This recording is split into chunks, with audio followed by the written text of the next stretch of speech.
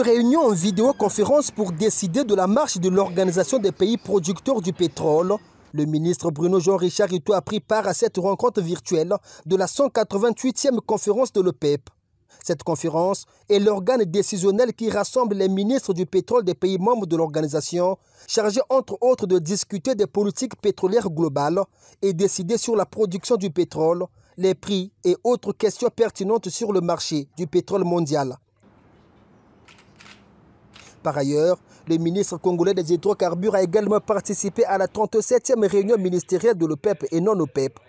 Cette rencontre, quant à elle, est élargie aux pays producteurs du pétrole, mais qui ne sont pas membres de l'organisation.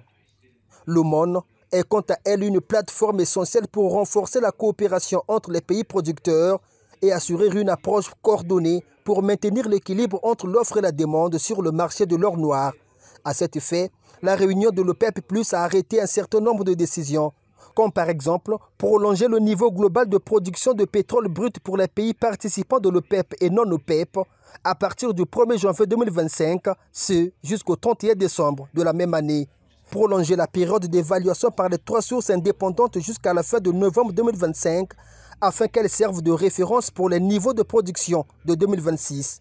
Les ministres ont également réaffirmé le mandat du comité ministériel de suivi conjoint pour examiner de près les conditions du marché mondial du pétrole, les niveaux de production de pétrole et le niveau de conformité de la déclaration de coopération assistée par le comité technique conjoint et le secrétariat de l'OPEP.